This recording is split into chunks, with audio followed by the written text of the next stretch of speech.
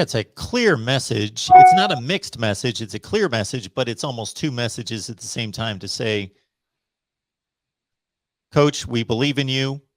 We see the progress you've made. We still believe that you can take this where we want it to go.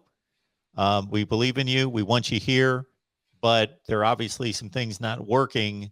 So we need you to address a few components here, but we're going to go forward with you. And we want to give you the vote of confidence, and then we'll take it from here. Absolutely. Absolutely. And, you know, this is something else I'll just toss in there out of the blue.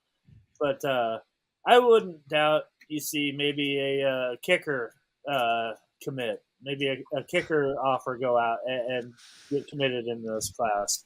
And that's not even joking around. They were even thinking about that last week. So, yeah, that's kind of, you know, just to bounce back on that recruiting question that we kind of talked about a little bit ago. A good kicker will make a coach look so much smarter a number of times a game. Absolutely. When they can kick them through the uprights at whatever, pick your distance. Yeah. You know, then the coach always gets hammered when the kicker misses the kick and it was 4th and 3. You should have went for it. Especially when all these games that you end up losing come down to one score or just barely a one-score game. That's just crazy. Yeah. Ohio State's kickers made his kicks. Nebraska's kicker did not make his kicks except for the one. Yes. Yep. Just the little things. But Well, great. What a great atmosphere though it was too. Yep. Yeah. And we were all pissed off actually when they announced the attendance was only 84,000. We're like, what? Where are those other 6,000 people, and what are they doing today? But yeah, it was a great atmosphere, and you know, for the first time since Nebraska joined the Big Ten, that in my eyes that they were absolutely not intimidated by the Ohio State University, and yeah, they came to win that game, and now with what's announced here, I think that this team rallies around as their head coach, and they're going to go out for their last 2 games of the season. You know, a determined football team, determined to just not just prove for their head coach, but to prove that they are good, and they deserve to win a couple of these games. You know, these close competitive games. Sooner or later, one of them's going to come out in their favor. And Greg, the other thing we found out this weekend, and we talk about Adrian Martinez's competitiveness and his toughness and all that. We talk about it all the time, but my goodness, he's played with a broken jaw since September.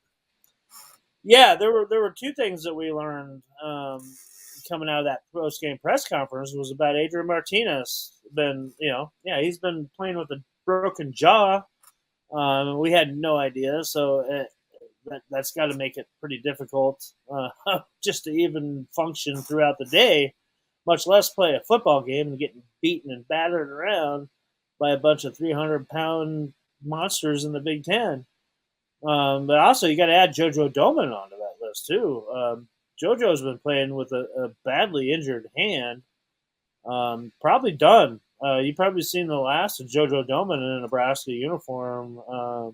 Probably shouldn't even played against Ohio State. His whole family was here to watch, and he didn't. You know, he was going to leave it all out on the field, and he came out and played a hell of a game, had an interception, and you know, I wouldn't even put it past him to. You know, he's got to get surgery, but I wouldn't put it past JoJo to bypass surgery and play 2 more games in a Nebraska uniform. But he's proven so much that he's improved his stock in the NFL draft so much with his performance this year, and you're going to look at him too. You know, he's going to help out somebody on Sundays coming up next year, and you wouldn't want him to jeopardize any of that just to play 2 more games for his beloved team. I don't know how many defenses in the nation would have or will hold that offense down to 23 points. Right. The only other team that did was Oregon. Yeah, they scored 28. They had 600-plus yards of offense in that game against Oregon. They shot themselves in the foot, and they somewhat shot themselves in the foot, but I thought it was more Nebraska making plays in the red zone. They stopped them on a 4th down. They had a pick early in the game in the red zone. forced him into 3 field goals in the red JoJo. zone. Yeah, that was JoJo's pick down there. Yeah. Yeah, I mean, it was kind of strange because Ohio State's they're a team that lives on big plays. They're not a team that usually puts together 10, 12 play drives to shorten the game on you. But Nebraska's defense played them tough. If it wasn't for a lot of dink and dunks that were 12, 11, 12 yarders that would turn into a 15 or a 20 yarders. There was the one play, the 75-yard touchdown. Other than that, no, Nebraska, kept them in front of them and played them straight up, nose to nose, and forced Ohio State to grind it out. Nebraska had their chances; they really did. And it was actually, I mean, like I said, it was. You didn't walk away from that. I mean, you walked away. You were upset because it's 3-7. No bowl game again, but you still had to think that what, they played pretty damn good. And I hadn't seen Ohio State flounder like that. I mean, not to say they floundered, but more frustrated that they couldn't do everything they wanted to do. Nebraska had a drive in that game. We mentioned the 2 enormous plays obviously to Samori Toure for the touchdowns, but then they had a drive that they really needed to finish off in the fourth quarter where it was a beautiful drive. They didn't have any big plays in the drive, but it was just a methodical drive. Every play was executed. They kept getting first downs. They got it inside the 15 or 20. Then actually Adrian missed the tight end. Anyway, it was a difficult throw. He was thrown against his body, but he missed the tight end. Yeah.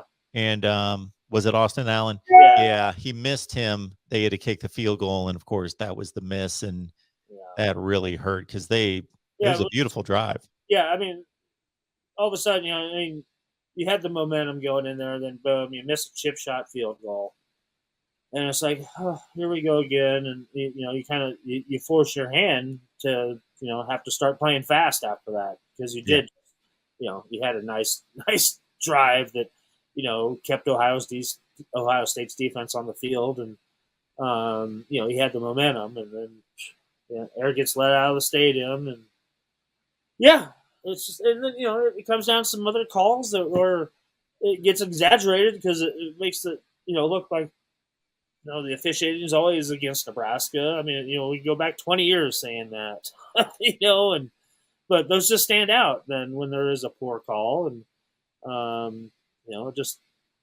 just makes things fester after that. I mean, you know how it is. Absolutely. Well, Greg, if you need to take off, I'm going to stay on here. Yeah, I probably shouldn't have stayed on this long, but I appreciate it.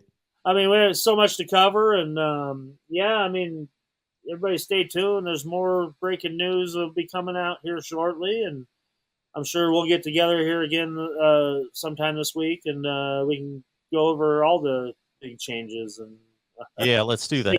Big picture things moving forward.